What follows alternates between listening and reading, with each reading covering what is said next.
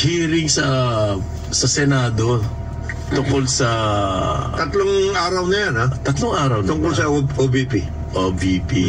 Grabe, ang tagal nila. Tagal nila dyan. Budget hearing. Bakit nila... Sa OVP. Kasi pagkakataon na ni na Senator Risa. Meron daw dito yung exchange between Inday and Senator Raffy Tulfo. Ano daw ba yun? Meron nagtatanong dito That's sa another angle. Paliwanag nyo Kasi yung original na banatan tungkol dun sa intelligence and confidential.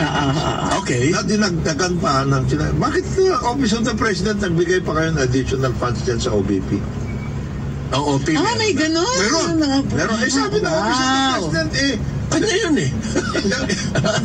There was, number one, there was a request, and please be advised that there is a memorandum circular regarding this kind of sharing. Okay. Meron. So, hindi naman sinabi doon. Hindi nila tinatanong, ba't niya ibibigay ang intelligence funds sa Office of the Vice President? Ganun kulang pa ang flood control. Hindi naman sinabi yun. Hindi sinabi yun. Wala sinabing ganun because nakaset na. Bakit magkakaroon ng intelligence funds yan? Office of the Vice President. Kulang na kulang pa tong flood control. Ang sinabi pati nila, ibigay nyo yung imbis na naghahunting kayo ng kasi sabi ni Model, bakit ni Model? Oo, sabi niya, ano na ba, intelligence gathering na ba kayo ng gawain namin? Monitor daw yung monitor kayo pati sa DepEd. Ang gano'n na? Oo. Bakit nyo minomonitor yung teachers and learners? Hindi po yun ang minomonitor. Yung mga gumagamit ng teachers and learners to further their agenda. Alam nyo, yung monitoring ng teachers and learners are for other things also, not just this. Not just the anti-insurgency. DepEd din yung last protective measure ng estudyante, ng learner for abuse in the yung mga child abuse, whether it is at home or by the teacher, bullying, mga ganyan. Ano ang gusto nila? Hindi nila minomonitor. Kung may nangyayari dyan, kasama ba PTA dyan? Pwede naman sir. Parent Teachers Association ito. Ano yung pinag-uusapan? Parent Teachers Association, it's a volunteer group na involve ang mga parents kasi gusto nilang ayusin yung kanilang... Which is the right thing to do. Correct. Na ang education po, pagsamahin niya. Teacher lang. You want to involve the parents. You want that. That's the idea. Yung PTA, matagal na yan, ha? Dekada, years na yan. Hindi yan inimbento ngayon. Hindi. Matagal na yan. Yung PTA, Parent Teachers Association. Yung nanay ko nga, very active dyan. Oo. Kasi presidente pa ng ano. Kasi nga, kailangan ng teacher at tulong ng always ng parents. Kasi hindi naman pwedeng nasa eskwela lahat yan. Mas marami pa nga ang oras dyan na nasa bahay. Ibig sabihin, tutulungan. Anong issue sa PTA? Kasi daw, voluntary contributions daw yung PTA. Bakit merong voluntary contribution? Extortion yan. Voluntary nga, paano naman nag-extortion? Hindi. Ang extortion, ganito, maglalabas ako ng paputok na balita. Pagkatapos, nung balita magkaroon kami ng photo, titigil na ako. Yun, extortion. Yun nangyari during the photo session. Maglalabas ako ng balita na ikaw, masama kang tao. Na very explosive. Matindi ang ginagawa. Expose. Yan. Tapos, pagkatapos, may photo. Na-explain na sa akin. Okay na. Maganda yung explanation mo, tama yan. Titigil ka ngayon. Naintindihan ko na kung bakit. Style Maceda. Template? Hindi template na ito. Hindi nga, back to PTA. Ano yun? So, tama si Boss Jonathan. Ang tagal-tagal na ng mga PTA na donate to the schools, di ba? Kasi kulang nga. Willingly. May what water fountain dyan. Yan. Plaque dyan na donated by PTA year so and so. Ganon. Ganyan. Ngayon, it came into Senator Raffy Tulfo's head na pangingikil daw ito. Kasi napipilitan daw ang mga Gulang. magulang. At nakikita ito ng mga estudyante, ng mga learners. They learn corruption at a very young age. Ano masasabi niyo dito kay Vice President? Ano sabi ni Maadsel, pwede nyo naman pong gawan ng batas kung gawing illegal ang voluntary contribution. Paano naman gagawin illegal ang voluntary? I-redefine mo Ito naman si Inday, kung manampal, simple-simple. Diba? Yung mga Kasama sila. I don't know if the senator got it.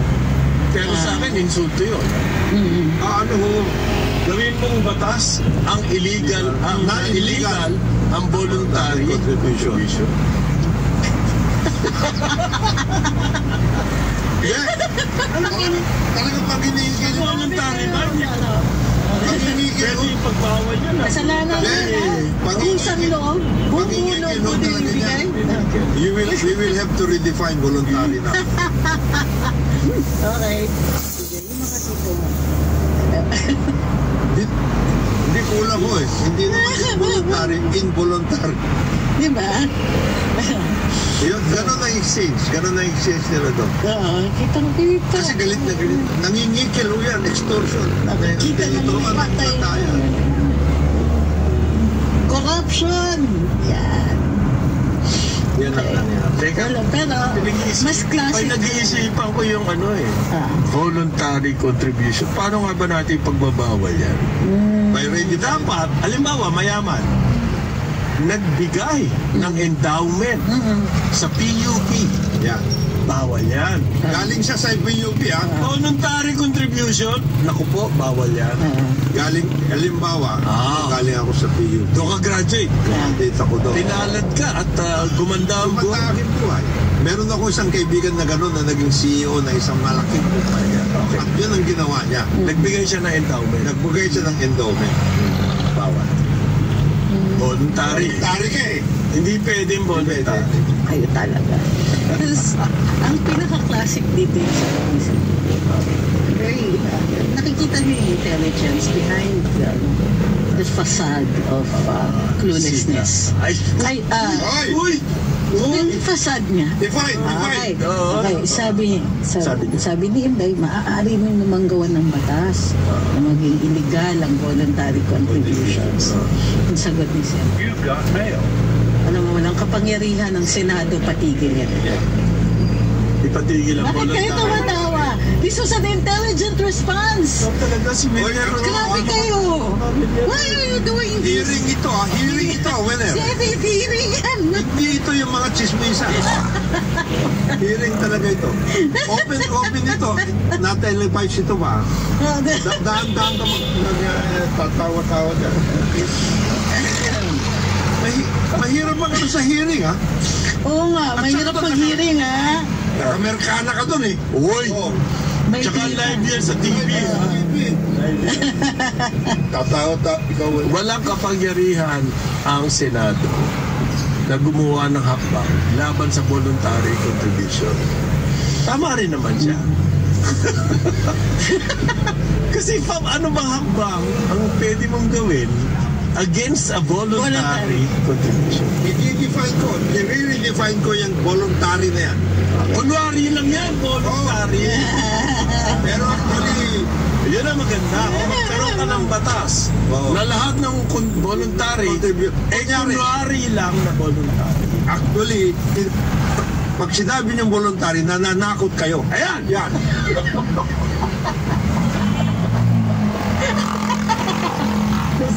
Alam ng toko naman. Dapat sasabihin voluntary. Mag-contribute kayo, huwag niyo nang dagdagan ng voluntary.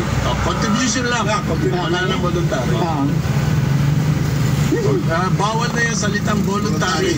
Yan. Magandang batas. So natanggal mo yung voluntary contribution. Contribution na lang. Pwede rin. Okay. Maganda idea. Ano lang yan? Isang paragraph lang yan. Isang goal lang yan. Paragraph. Mula ngayon, hindi na pwedeng voluntary contribution. Ang pwede lang, contribution.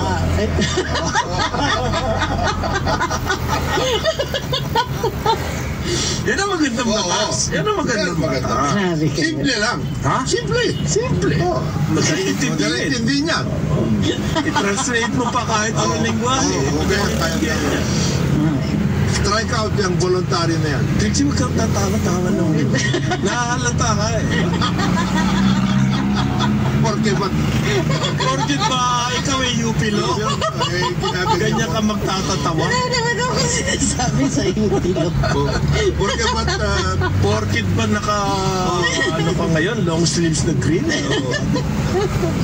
Kaya ganyan ka. Kasama mo pa naman si lawyer. Mari Gutierrez. Lawyer? Unconstitutional. It's clearly unconstitutional. It's as clear as day.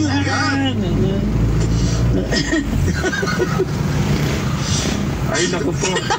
Nag-jingle ako pag ganyan ang mga storya Hindi ko maintindihan kung bakit nakapasan ng lawyer. Oh my. Okay. Ito maganda po. Yung NBI, nag-submit sila ng application for SIM. Ang ginamit nilang ID photo ay isang unggoy. Ayan. At? Nakapasa ko siya. Nabigyan yun. Ang nabigyan. How could they tell ito sa monkey? Hindi ko alam. Hindi ko naman kamukha ito. Hindi malayo ang itsura namin itong unggoy na to. So yung facial recognition, yung detection. Ang ginawa po kasi nito, pahin ng NBI. Para nakita nila. NBI, hindi Senate Bureau of Investigation. Magkaiba yun. National Bureau of Investigation. N ho ito, hindi S. Na nagpa-register po sila ng SIM. Subscriber Identity Mode. Na gumamit ng photo ng isang unggoy. Shop affordable deals this 99 Super Shopping Day. Enjoy 99 pesos deals and below on fashion and beauty items. May free shipping pa araw-araw. Download Shopee now. Shopee! Binigyan. At to their surprise, binigyan po sila ng SIM. Ikaw, Wenner, pinapakita mo dito Ayan Okay, ang example po na yan, na nangyari, ganito pala, napakadali palang kumuha ng ID. Ang gawin. At saka, DICT po, medyo, sa DICT to, di ba?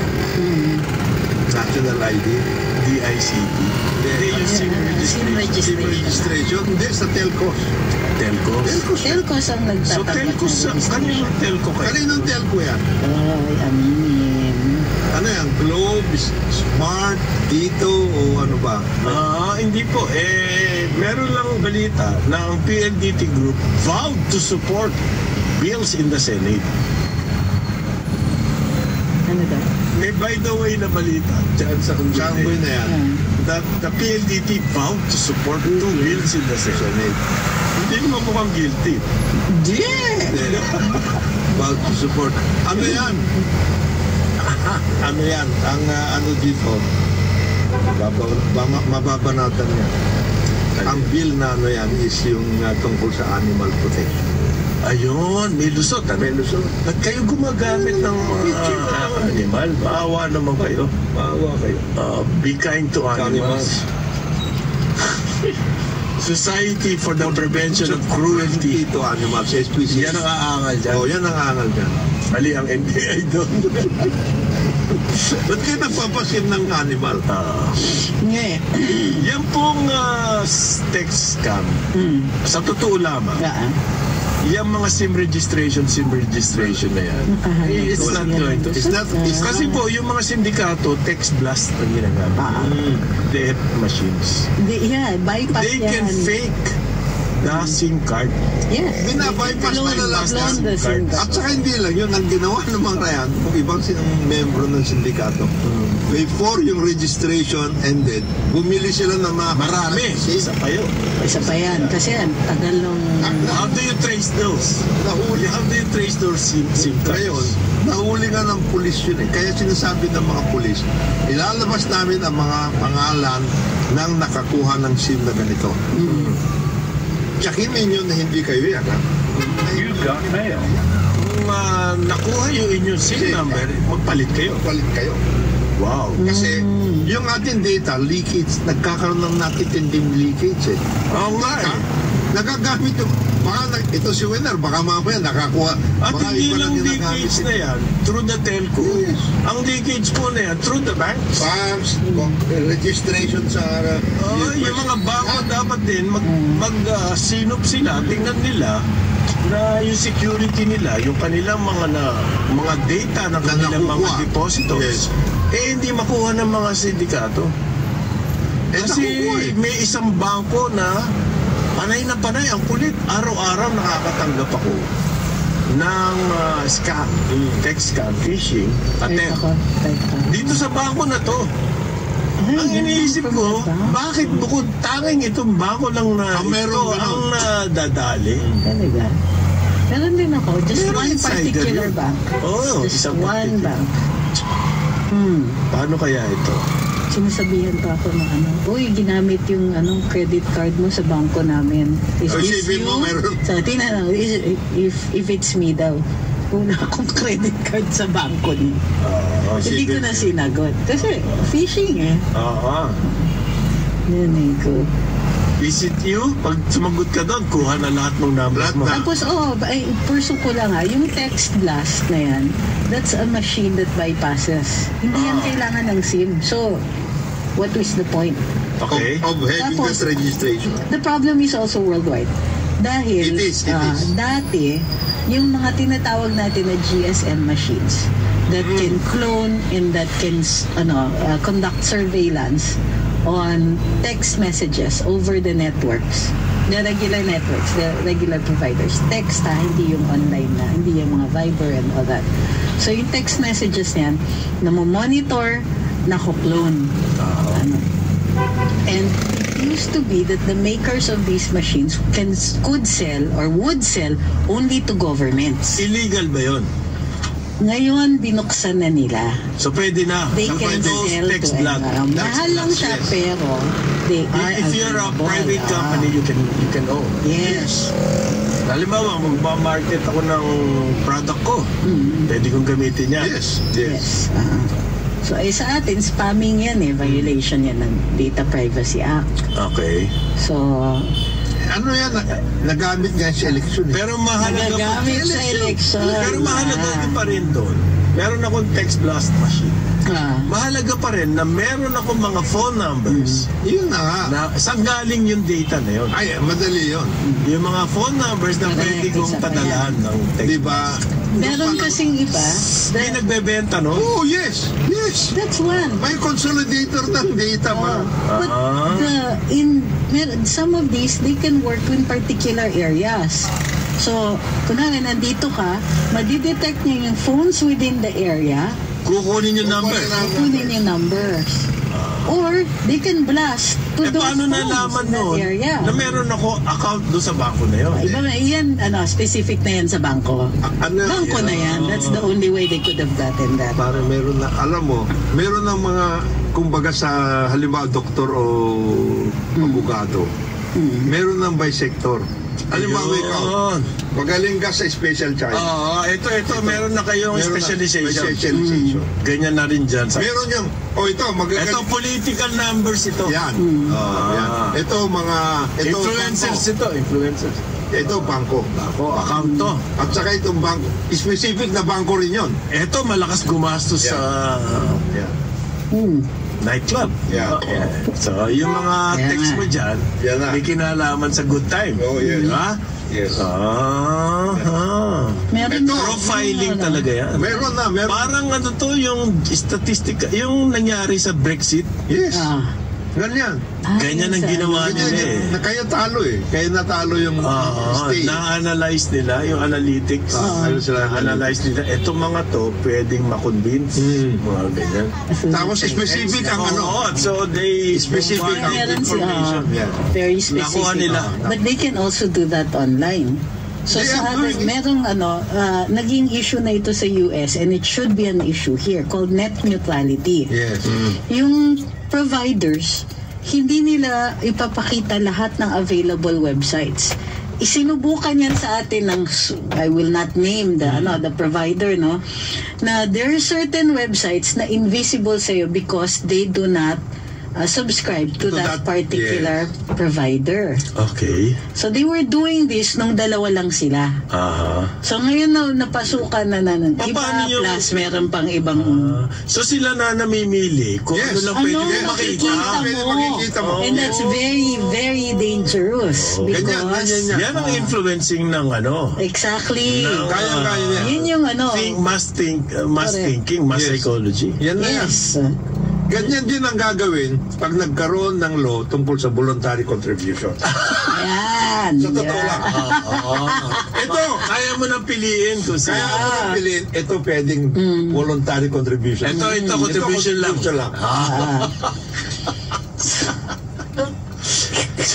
Kasi, wala pa rin solusyon itong scamming na to, itong scam. Ang dami pa rin po despite the SIM registration. Part of it is technology, part of it is the human factor. And therefore, kailangan po magkaroon ng campaign, information campaign, how to, for us, ordinary people, paano namin, how do we respond pag nakatanggap kami mga ganyan? Kasi they're getting more and more imaginative. So, yung mga text scam. There are several ways na ginagawa ngayon. Kasi meron din halimbawa ngayon. There is a Cybercrime Investigation Center. Meron na. So sila yan. At saka tinatrack nila yung mga gumagawa ng mga scam, etc. Kagaya ngayon, together with NBA and the PNP, they were able to track itong master ng na Koreano, na master ng mga scam pagdating sa cryptocurrency, yung mga klase. Na-trace nila. Hindi na ganyan na ngayon ang scam eh. Hindi na dati face to face. Wala na yung face to face. Yung mga con artists. Wala na yun. It's too risky. Too much work. Ito dali. Text blast lang. Makina lang. A machine. There'll come a time it will just be an app. Pero nag-confiscate daw ng mga text blast machines ang DTI. Is that legal? The text blast machines are illegal So illegal pa rin ngayon? Yeah. Kasi nga violation ng data privacy. Hindi ka pwedeng magganyan. Tsaka yung machine na yun, parang res ipsa loquitur. If you have it in your possession, the presumption is you're violating na. Yes. Not in the case of Espinosa. Possession of the explosives and the guns. They did not prove operative control. Nasa bahay ko yan. Style nyo Nasa bahay ko yan, pero hindi akin. Kanino? Tatay ko. Na conveniently pinatay nyo. Ganon. Yun ang dyan, kwento.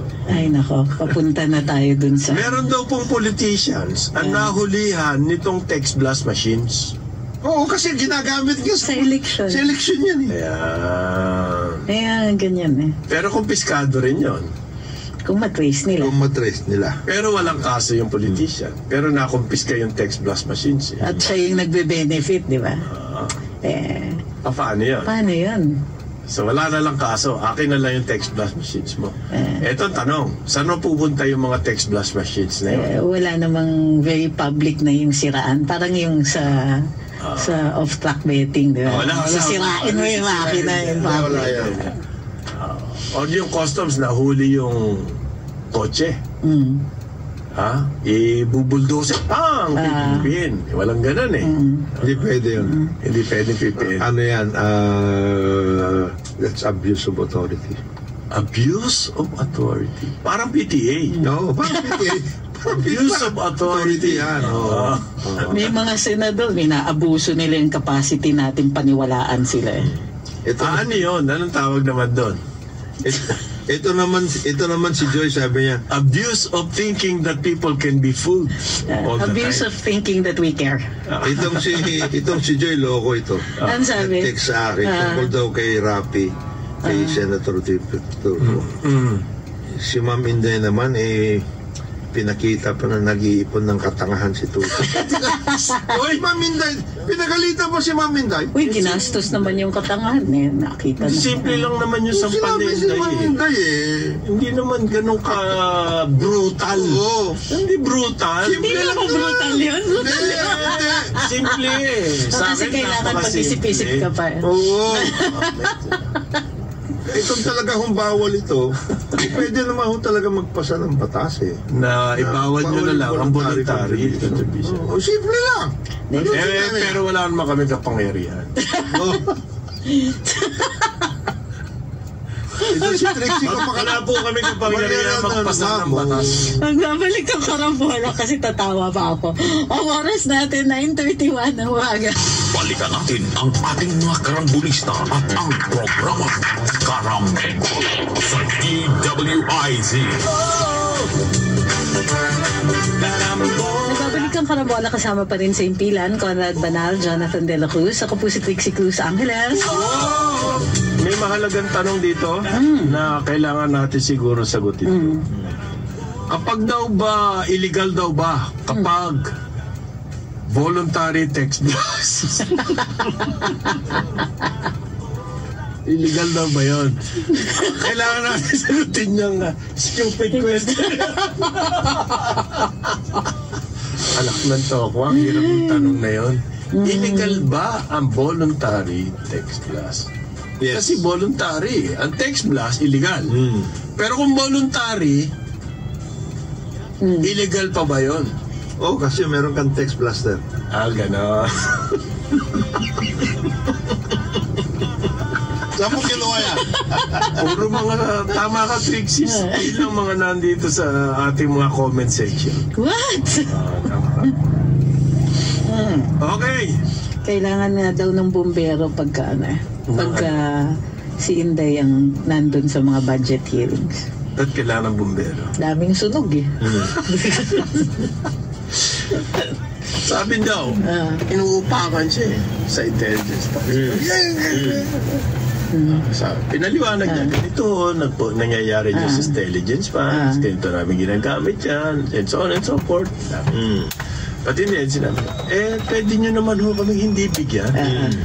It's up to you. We leave it to your discretion. Leave it to your discretion. We can leave it.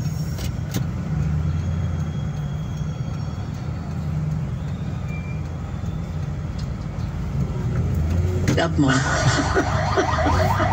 Sinampal ka na di ba? Nasa power nyo na tanggalan kami. So, kaya ang magsasalita, lawyer na. At saka voluntary naman to That's sa inyo. Sana sinabi ni Vice, Mahusay ito. Diba? Kulang na lang sabihin. Gusto ko makaharap nito yung mga representative ng trade natin. Sa negotiation. Importante ito sa negotiation Very subtle. Yan, yung mga very subtle bara. Wow. Sabi po, ang PhilHealth po. Yan. Naman, balik tayo sa PhilHealth. Noong palang pandemic, tinriple ang mga sahod ng mga opisyal ng PhilHealth. What? Sorry. Yung PhilHealth, during the foundation, yung mga top executives po nila during pandemic, meron daw order si dating President Duterte noon during the height of the pandemic na gawing triple ang sahod ng mga executives. Hindi yung mga workers, hindi yung mga employees, kundi yung top executives lang. Allegedly. Kasi daw yan, kasama yan sa standardization ng salaries ng government-owned and controlled corporation. Bakit PhilHealth lang? PhilHealth ang huli. Na-standardize na yung iba. Sila yung hindi pa kasi nga pinatigil yung pagtaas. Nag-apply daw sila sa GOCC. Commission po yan, Yes. O Government Commission for GOCCs. At ng salary increase na triple hanggang 500,000 a month. Wow. At na-approve daw po. Wow. Wow, 500,000 lang. Wow na ba yun? Standardization yan? Oo daw. I-review kasi ito kasi ginagawa ngayon ng GCG, yung Government Commission on GOCCs. Okay, review lahat yan. So, ang lagay niyan, ang taas na ng sweldo nila, dami pa rin anomalya. Kulang pa po yung 500,000 naman. That's only, 6 million a year. Lang po yun. Ay, pasensya na po. Mahirap pong bumili ng Ferrari ng 6 million a year na sahod nyo. Yung Audemars Piguet. Ayun, kasya na po. Kasya na. Kasya na yun, pero paano naman yung iba? Like my Gucci bag. Yes. My Prada. My Prada shoes. Yes. Mahirap yan. Voluntary naman po. Voluntary. Dinidinig po kasi yung budget ngayon ng PhilHealth. At lumabas yan. Yay, buti nakita. Nagtataka yung mga bakit laki ng sahod nyo? At ang minagyan, executives, hindi pa yung mga Bakit yung mga direktor, yung mga Ngayon, ang isa pang tanong, bakit hindi nyo binabayaran yung mga ospital na may claim? Yun. So, sumagot ang PhilHealth. Umaabot ng 27 billion. Nangangako po sila, babayaran daw nila yan. Within 90 days. Yun yung pangako nila. Bakit ayaw nyo bayaran? Hindi nyo naman pera yan. Oo nga. Kaya palang bayaran. Kailangan kasi makipag-usap yung hospital. Tricks. Ikaw naman. Kasi hindi kayo nagpo-volunteer Kailangan mag-volunteer kayo na kasi yung mga hospital na hindi marunong makipag-usap, pinapasa lang nila sa mga pasyente. Tapos pag nagreklamo, ang babastunin yung mga walang kamalay-malay. I'm happy to state to the honorable congressman that we will completely, with a very high percentage, within 90 days, pay the 27 billion. So, kayong mga nandiyan sa hospital, within 90 days. Calendar ko. 27 billion. Iset natin yung calendar. 90 days. Pero I'm really hugely disappointed na ganyan. Nagtaas during the pandemic. Alam natin may mga pinupush itong Nag-apply daw sila, in-approve. Anong magagawa nila? Yun na nga, yung nag-push niyan yung favorite mo? Si Chalex? Chalex number 1. Original yes. Chalex. Totoo yan. Siya yung nagtulak. Tsaka protektado yung mga yan under his term. Yun na nga yung pera natin, which is contribution natin sa health insurance, diyan pala napupunta. Alam nyo ba yung mga private insurance, yung mga HMO na sinasawa? Laki-laki ng binabayad. Hindi insurance, yung health management, maintenance or what's up office. HMO, ang laki ng kanilang cash out. Ngayon, ang hirap ng i-reverse niyan, Hirap na hirap sila, siyempre. Mahirap i-reverse yan. Kasi aside from the PhilHealth, kailangan meron ka pang HMO. Yes. Kung mo itong mga tao walang makuha sa PhilHealth, umaasa sa HMO. Kaya yung HMO problema. Bugbog ang mga HMO ngayon. Bugbog na bugbog. Mahirap sila. In other words, time will come, yung mga HMO na yan, magsasara. Ano ngayon ang mangyayari sa atin? Wala na tayo HMO, sa PhilHealth tayo aasa. Ay, pag ganyan ang good luck sa'yo. Oo. Mahirap yan. Malalaki ang sweldo ng mga executive, pero maliliit ang binibigay para sa pasyente. Mahihirapan ka pa. Well, from the beginning, sa akin, duda ako dyan sa ganyan system ng healthcare. Insurance. Hindi ako. Insurance base. Yan po ang system sa Amerika eh. Ano yun? At noon pinakita na it's not working.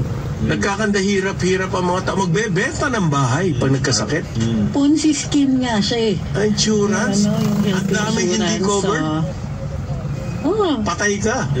Doon ka, Oo. so, yung adjuster, ang daming mahahanap bigla na hindi pwede. In this case, hindi private ang insurer, government. PhilHealth po, yan ang insurance company natin. Kaya yan? Na ang daming kalokohang nangyayari. Kayang kunan ng pera. Kahit voluntary or involuntary.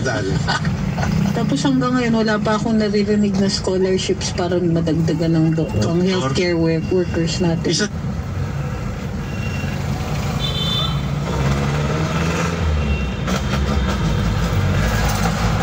Sa problema ni Ted Herbosa daw yan. Oo, malaking problema yan. Although ang health po natin, na-confirm na ba si Dr.? Hindi ba sa September sa Hindi, ang usapan ngayon yung budget muna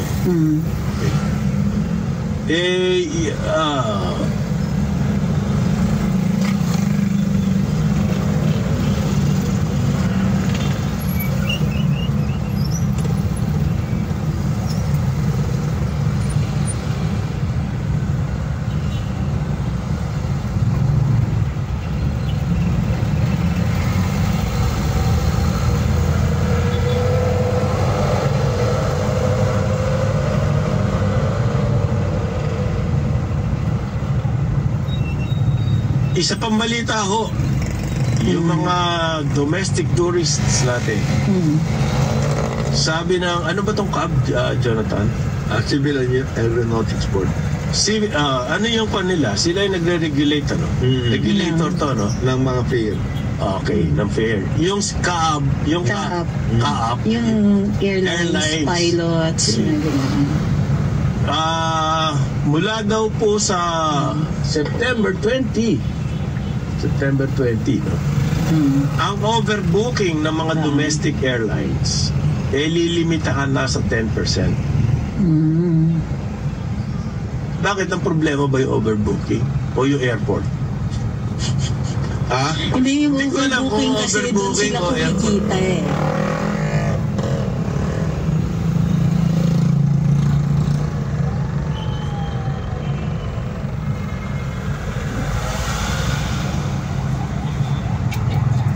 Mag-overbook sila, tapos hindi masasakay lahat, tapos pag nag-rebook ka, bayad ka. Oh my! Meron silang very, very stringent requirements. Kunwari, you must rebook within X number of hours or etc. in order para sagutin ng airline. Tapos kung kunwari rin, yung delay was for more than 4 hours sa kakalang delivery. By the CAB to overbook. That's the worldwide yan eh. Lahat talaga na pero limit na lang daw sa 10%. This is for efficiency. Okay, nag-overbook ako 10%. Holiday. Halos sigurado ka, lahat yung 110% kaya pupunta. Darating. Yes. So meron ka ma-offload at kahit pa paano. Ito daw yung solusyon, sabi ng CAB. During national holidays, yung long weekends, bawal ang overbooking. Yan sabi nila. Ito naman ang airline. Paano ko malalaman kailan darating yan long weekends? Kasi nagbibigay kami ng promo. Paano? Yan ang issue ngayon. Yung sinasabi mo, Maricos, tungkol dyan sa yung overbooking at saka yung airport. Ano ba ang solusyon? Ano ba ang problema? Yung overbooking o yung airport? Magkabakas sila. Bakas. Bakas yan. Magkabakas yan. Kaya ganyan ng mga airlines, talagang lahat ng pagkakataong kumita sila. Siyempre. Titry nila. Dahil sa sikip ng airport, ang laki ng kanilang gastos. Okay? Yun lang umikot ka sa area.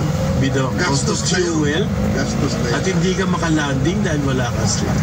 Gastos. Yung i-standby ka sa airport, sa labas ng Metro Manila. Kasi wala kang slot to land here. Ang laking Yung time ng eroplanong ginagastos mo doon na dapat ang eroplano dapat nasa area lagi yan. Hindi As nasa much as For possible. efficiency. kaya nga air eh. Ganun ba? Hindi mo pwedeng nakaparada sa lupa. Landline eh. Pero kung paghihintay mo na ilang oras doon, tapos iikot-ikot pa rito Bago para makalanding. mag-land. Ang laking gastos yan. May cost yan. Paano nilang babawiin yun? So, humahanap sila Ng paraan. ng ibang paraan. Pero nga, tama ka, masakit itong kanilang ginagawa. Na overbooking, papahihirapan mo yung cost. Pasahero. So tama na binabaan nila.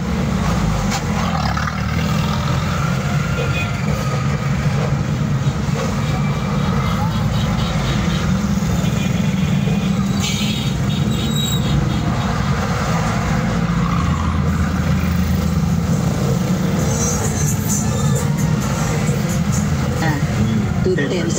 Kasi kung yung tipong yung overbooking mo ay 50%, tapos you make it almost impossible na makalibre sa rebooking yung mga Patay na. pasahero. Patay na. Ang laki ng kita nila.